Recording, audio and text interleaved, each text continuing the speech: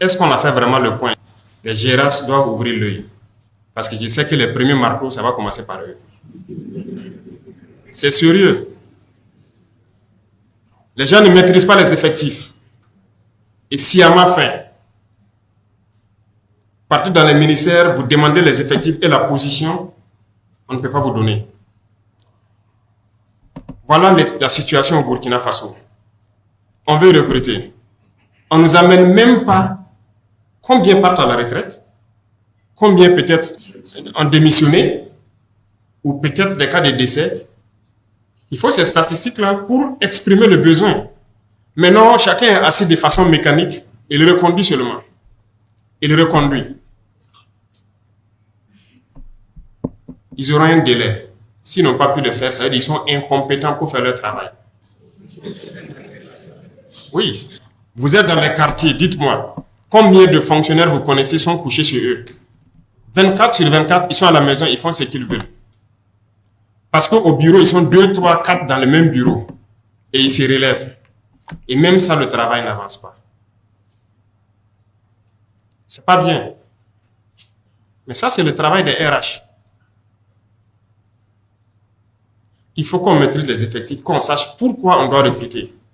Parce que la fonction publique, beaucoup de gens ont compris peut-être les paresseux dont je parle là, c'est comme une assurance vie. Une fois que tu rentres, on ne peut plus rien te faire. Voilà, tu peux faire ce que tu veux et voilà, jusqu'à la retraite, c'est assuré. Ah, c'est fini, désormais il n'y aura plus ça. Et on va même voir la formule pour trouver un décret pour les citoyens lambda. Si tu gagnes à prendre quelqu'un dans la corruption ou même dans des mauvais comportements, tu as une prime. J'ai déjà donné les instructions pour faire ce décret-là. Et ça va passer. C'est ça, non? Si tu as la preuve que le gars-là, il est absent, on demande des justificatifs, il n'y a pas de justificatif, ça cache, ça se paye. Si tu as la preuve qu'il a fait la corruption, tu viens. Donc, on va instituer une prime pour ça. Donc, l'instruction a été donnée de faire ce décret-là. Ça sera comme ça. Dans le monde, il y a des exemples. Les gens sont passés par là pour lutter contre les mauvaises pratiques, contre la corruption.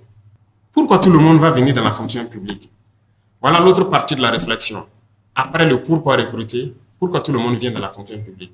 Je pense qu'on peut créer beaucoup d'emplois sans forcément être dans la fonction publique. Aujourd'hui, comme je vous dis, nous, on paye tout de l'extérieur. Mais Dieu nous a fait un cadeau. Le Burkina, là, c'est une bénédiction. Il y a tout ici. Tout marche. Mais il y a d'autres secteurs.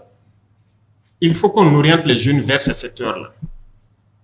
Pour recruter les 7500 agents, rien que pour le concours, on dépense plus de 4 milliards. Ça, c'est pour faire le concours. Hein. Et ces 7500 agents, la masse salariale annuelle, c'est 22 milliards et quelques. Est-ce qu'avec ça, 22 milliards et 4 milliards dans l'année là, vous pensez qu'on ne peut pas recruter, créer de l'emploi pour plus de 20 000 personnes? Des emplois pérennes. Il faut qu'on arrive à rationaliser nos finances là. Ça ne peut pas se passer comme ça. On va subventionner beaucoup de cultures. On va organiser les filières là et les aider comme on peut. Parce que nous avons de braves paysans au Burkina. On n'a pas de paresseux, hein. On a de gros travailleurs au Burkina. L'initiative qu'on a lancée, moi j'ai suivi tout de bout en bout. Jusqu'actuellement, ils sont en train de récolter le riz. Mais on a de braves paysans. Il les suffisait d'un peu d'aide. On était parti sur 11 000 hectares. On en est à 15 000 hectares. C'est un échantillon. La plupart des bas-fonds où les gens sont partis, on me renvoie les films que je suis quand ils interactent avec les paysans. Vous allez les trouver, ils ont des bassins de 50 hectares. Mais du fait de la pauvreté, ils ne peuvent que cultiver 1 ou 2 hectares. Qu'est-ce qu'on a fait? On a trouvé de l'argent. On laboure tout, les 50 hectares gratuitement. On vous donne les intrants et on vous donne les semences améliorées que nos chercheurs ont produit. C'est les chercheurs burkinabés, toutes les semences qui ont été données, c'est eux qui ont produit. Une fois que les paysans ont eu ça, mais ils ont fait un travail incroyable. Les résultats sont largement au-delà de ce que vous attendiez. Que ce soit le riz ou le maïs que moi, en tout cas, je mange, c'est ce que j'ai cultivé.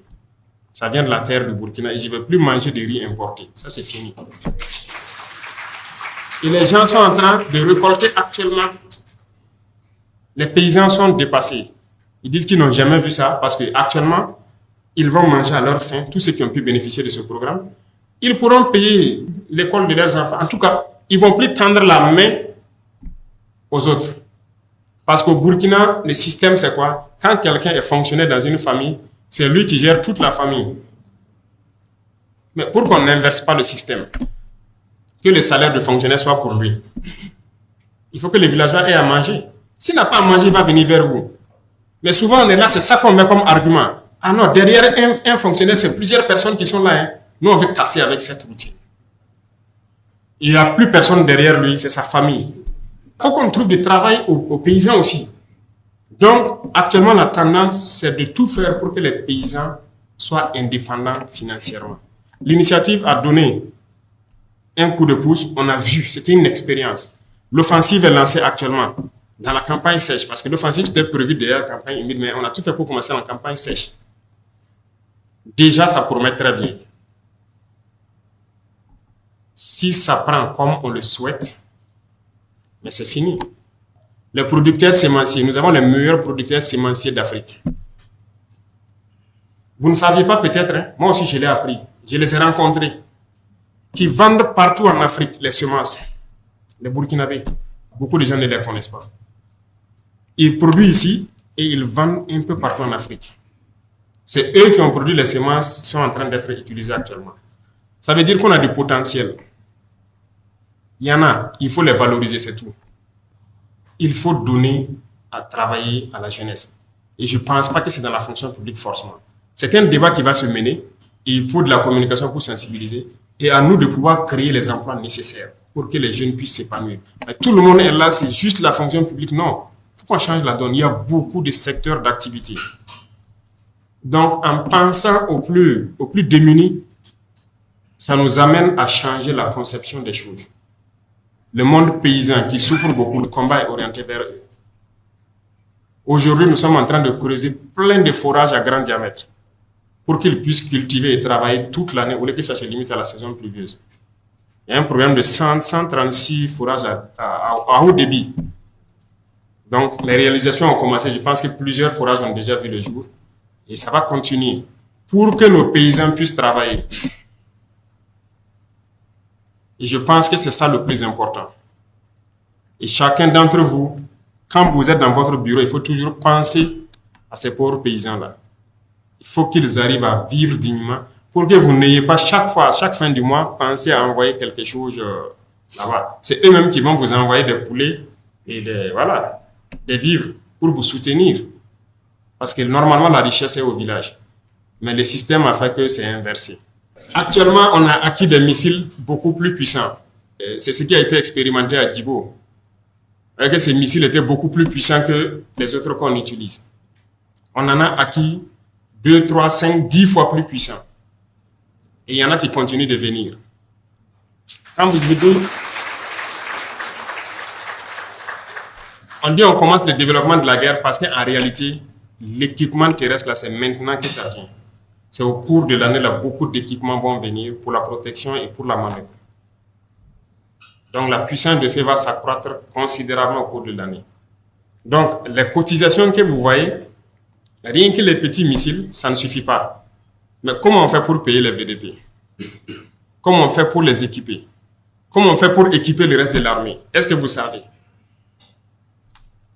Mais c'est les ressources du pays. Ça veut dire qu'il y a eu quand même une gestion rigoureuse des ressources. Sinon, nous aussi, on pouvait aller créer des comptes offshore, transférer les milliards là-bas, et puis dire qu'on fait la guerre. Mais non, on a voulu tout faire dans la guerre. Les pays étaient capables de faire la guerre, mais ça a été mal géré. Ça, il faut le dire clairement. Et qui le veut, on va le démontrer. Rien que le matériel de protection et les armes individuelles, c'est pas du jeu. Mais tout ça, ça a été payé, non? Toutes les armes qui opèrent aujourd'hui ont été payées par l'argent du contribuable. C'est dans la gestion qu'on appuie le pays. On concentre tout, on optimise et ça peut faire la guerre. Je pense que c'est un sacrifice qui n'est pas de trop. Il faut que notre niveau de la puissance de feu arrive à un certain niveau, de sorte qu'il n'y ait plus match et qu'on reste concentré. Donc c'est ce qui a mené un certain nombre de mesures qu'on a prises, parce que voilà, la guerre va passer à un autre niveau encore. Le développement, voilà, a commencé maintenant. Et on va se mettre au sérieux, et ce qui veut dire que tout le monde doit rester concentré.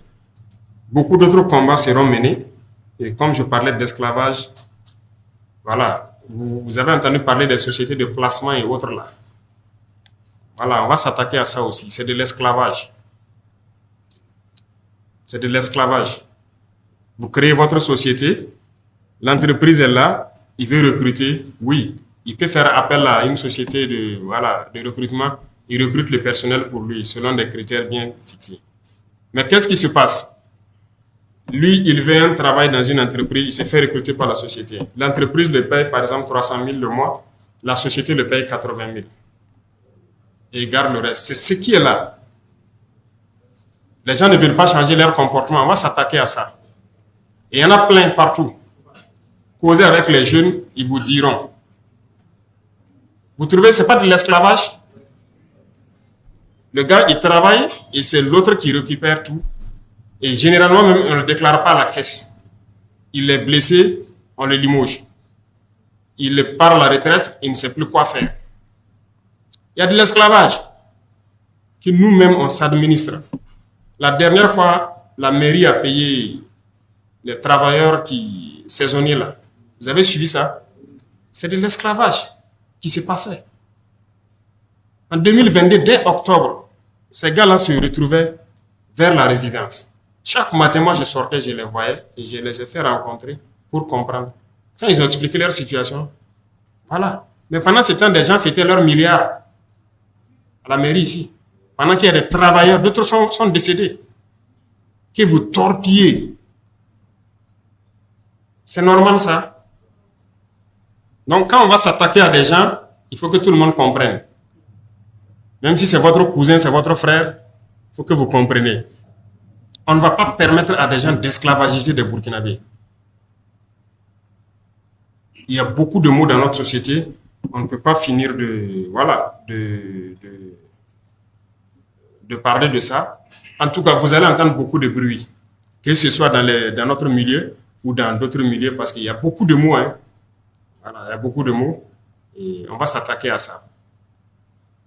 Chez nous, par exemple, il y a des FDS qui sont payés par les contribuables, mais des chefs les prennent.